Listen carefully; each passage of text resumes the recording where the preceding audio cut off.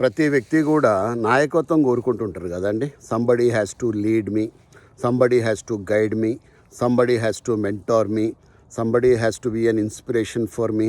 ఎవరో ఒకరు వచ్చి నన్ను మోటివేట్ చేయాలి అని అనుకుంటుంటారు కదా. నేనేమంటానంటే sometimes in life you are suppose to lead your self.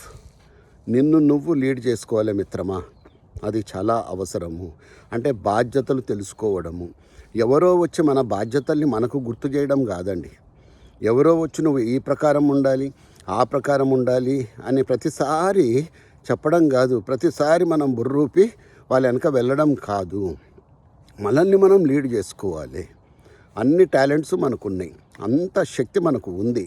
కానీ అది గుర్తించట్లేదు.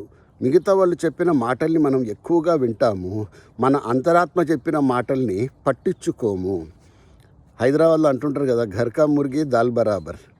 వేణుగోపాలు ఇన్ని వీడియోలు చేస్తున్నాడు కదండి, అందరికీ నచ్చుతున్నాయి. మొన్నైతే ఒక వీడియో 10 లక్షల మంది పైబడి చూశారు, 11 లక్షలైంది ఇప్పుడు. ఈ మాటలు ఏంటంటే నేను కొత్తగా సృష్టించిన మాటలేం కాదండి. ఇంట్లో అమ్మ నాన్న మన పెద్దలు తాతలు ముత్తాతలు చెప్పిన మాటలే నేను చెప్తా ఉన్నాను.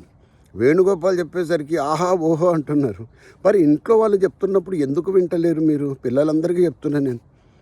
ఎందుకంటే వాళ్ళు పట్టించుకోం. గరకా మురిగి దాల్ బరాబర్. వాళ్ళు ఎప్పుడు సోద చెప్తూనే ఉంటారులే.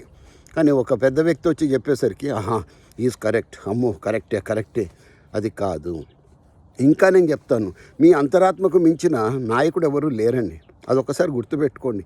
మంచి చెడుకు డిఫరెన్స్ మనకు తెలుసు, కానీ ఎవరో దాన్ని చెప్తే తప్ప మనము వినట్లేదు. అని చెప్పింది కరెక్టే అనేసి కదండి. కాబట్టి మిత్రులారా, ఎప్పుడు కూడా lead your self, feel responsible all the time.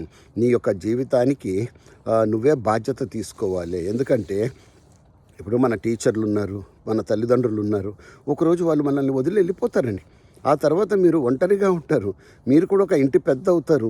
అలాంటి టైంలో ఇవన్నీ అలవాట్లు మీకుంటే, మంచి అలవాట్లు, మిమ్మల్ని మీరు లీడ్ చేసుకునే అలవాటు ఉంటే మీ యొక్క కుటుంబాన్ని మీరు లీడ్ చేసే స్థాయికి ఎదుగుతారు.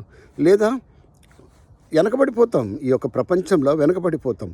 కాబట్టి ఇవన్నీ గుర్తుపెట్టుకోండి. చిన్న అంశమే కానీ చాలా అద్భుతమైన పాఠం ఇది నేర్పిస్తుంది. ఆల్వేస్ థింక్, నేను దేనికి తక్కువ కాదు. అట్లనే మూర్ఖంగా ఉండటం కాదు. తప్పుడు పనులు చేసి కూడా మనల్ని మనం సమర్థించుకోవడం తప్పు అవుతుంది అన్నమాట.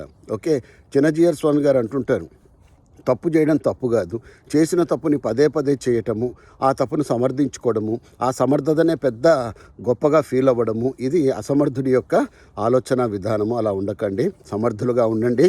I wish you great life.